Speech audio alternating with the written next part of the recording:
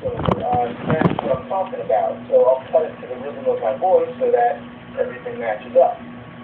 Let's see what I'm talking about here. There's a puppy dog that's helping her attack people's stockings or something.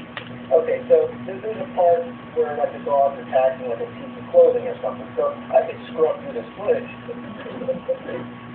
Where is that part? Where is that? You know, this could be like, you know, say this was a normal situation where I'd have like maybe 2 hours of game footage, maybe even more, you know, like those Zelda CDI videos, where each one of those was 7 hours each. So, you know, it can take a while to find that part again. So that's why the time codes come in handy. So I'll bring up my time codes, and here we go. 1520, I have the dog ate the stocking or whatever. So now I'll go to 1520. Okay, somewhere around here. And there we go. I totally have. Now, say I make a reference to another game, like I need a clip from. I don't think that's a real review. I wonder if he's going to release it later. I remember seeing that one. Maybe he's just doing it for this. I don't know. Then I'll bring up this list I have here, and this is my archive. This is all the game footage I have recorded. It goes on and on and on. So this could take forever to find it. So I'll just do a search like this. I'll do Terminator, you know, and there we go. There's my Terminator clip. How do I find it? 559. So these are my archives, these big-ass books full of DVDs. So I got the book and page number, book 5 and page 59. And there it is. Like I said, I record every game I play, and it always comes in handy later. Like, say I want to show the ending of Super Metroid. That could take a long time to play, but I already have it recorded. In the old days, I used to record on VHS, so I started taking this more serious. If I want to take a clip from a previous Nerd episode, like Simon's Quest for the 9 millionth time, I can go on one of my hard drives, and here I have instant access to all Nerd episodes. And if I really need some old raw footage, I always have my old mini DV tapes. So once you have all the clips where they're supposed to go, now we start the sound editing. This is basically where we try to even out the game music with the voiceover so that everything sounds balanced. Like if you listen to it right now, all the sound is just water on the track. And there's good stuff. See, it's like, you know, the music is too loud, so I'm going to bring it down. And basically what I'm going to do here, the part where like I'm not speaking, if there's like a little pause, I will bring the music up so that, you know, the music will kind of like ramp up as I pause. So something like this. And there's fish that flop all over. And I'm going to do that to the whole, you know, thing. I'm going to even out everything. One thing that gets really tricky about sound editing is trying to keep the music sounding like smooth. Like if you take a game like Super Pitfall and you hear the music,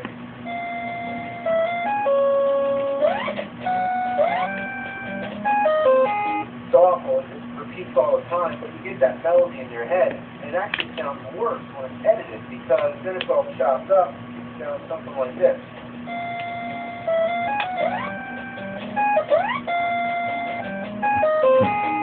So, you know, it's a little disorienting to the ears, especially if it's a game with a very recognizable tune, like Michael Jackson's Moonwalker. It's got all those Michael Jackson songs. It's like, you know, it just doesn't sound right when it's been edited. So what I do in these situations is I try to look for the parts that I don't really care much about. Like maybe this part, there isn't really any key sound effect there. There's no reason I need that, so I'll get rid of that. And then I'll stretch this part out, you know, to fill it up.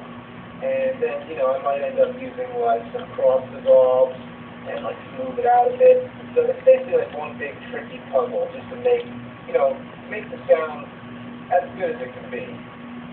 Now the best solution to this, which is way more time consuming than it's worth, is actually to go back to the beginning of the game, record like one like constant music loop without any sound effects in it, and then record all the sound effects clean. Like sometimes in the beginning of the game there's like a sound test and you can get all the sound effects, and then basically go back to all your edits and just lay down one constant music track that loops and then put all the sound effects back in. It solves the problem, but it is very time-consuming, and fortunately I have not done that very often.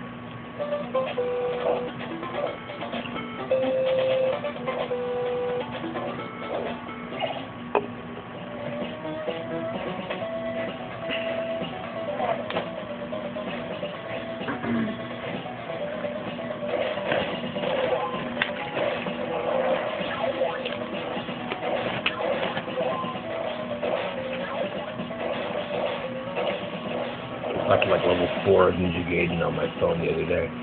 It's a really hard game. Project. Sometimes this is the old timeline from the Super Mario Bros.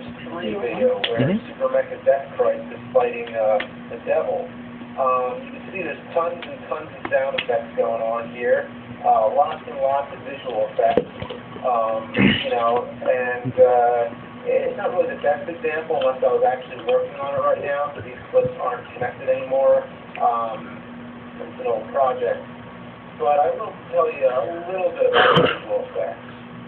With effects, sometimes I'll use After Effects or a program like that, but usually everything I do is just Photoshop and Final Cut. Like I do all the graphics in Photoshop, and then I do all the animation in Final Cut.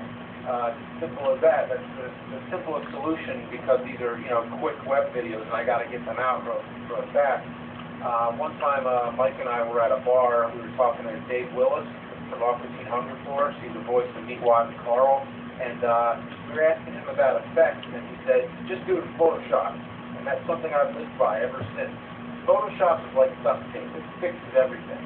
A lot of times when I shoot videos, I make mistakes. In the Rob episode, for example, I accidentally left the gyros on Rob. But this was before I was supposed to have the gyros. So I actually had to Photoshop them out frame by frame. I have to decide if it's worth reshooting or not. And usually it's quicker to just do it in Photoshop. Sometimes there's a script in the shot or a boom mic. Parts like these, I don't even have to use Photoshop. I can do it all in Final Cut just by taking a part of the video that doesn't have it and then lay it on top of the footage. It's seamless and you never know. Color correction is something that I also got to do. Even though this is less cinematic than a movie, still I got to adjust the colors. You know what the weird thing about this video is? This is like the most helpful video I've ever seen about this type of thing ever.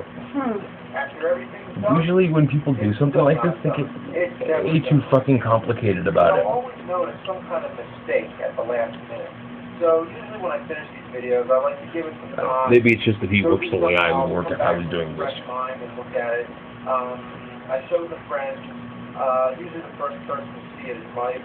And usually somebody will catch some mistake I made. Like the funniest one I can think of is in the Street Fighter 2010 video.